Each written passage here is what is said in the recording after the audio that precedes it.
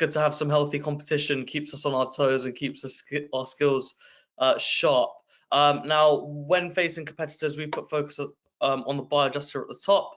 And when navigating the topic of competitors during your sales cycle, we've got 3 points here. So being able to really guide the conversation, leverage their time with value. A lot of people are going to be looking at different competitors. It's our job to educate them, and making use of things like battle cards and one pages that you may have, and your resources and repertoire of ways of being able to deal with competitors.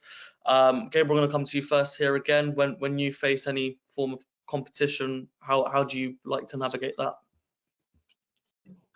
Well, I'll start off by saying if you've done a good job asking great questions at the beginning of the sales process and positioning yourself as a trusted advisor to the buyer, they're going to be much more open to having a dialogue with you about, any competitive process that they're going through.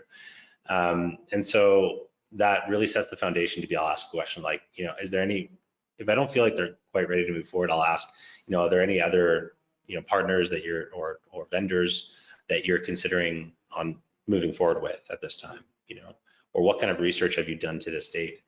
And just get a better sense of what that has looked like for them. And, if they are open to mentioning who they're considering, first of all, I'll never talk poorly about the competition.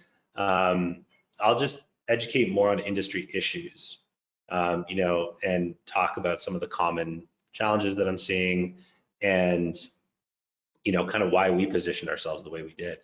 But yeah, having like a product comparison sheet is really good, where you can, like G2 Crowd does a great job of that, but like being able to just see side by side from a comparison standpoint how you compete, especially on those features that are important to them, is important to help to try and speed up the process and share that information with them.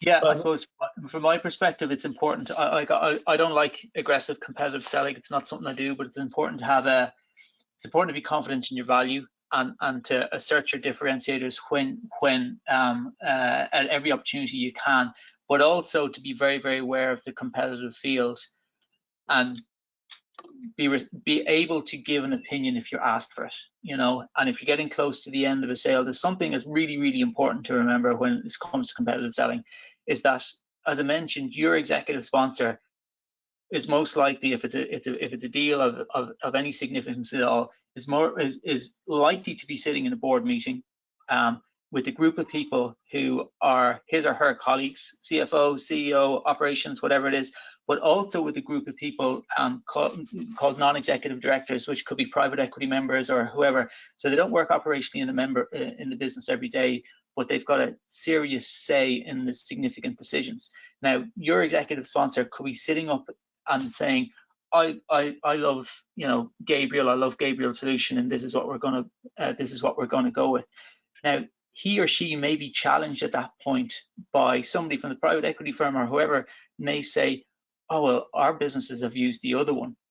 So remember, it's your role to make sure that the person who's your executive sponsor asking for sign off for your project in the board is armed with the ammunition that they need to deliver a compelling argument. And if that means arming them with appropriate, respectful, competitive information, you need to do that.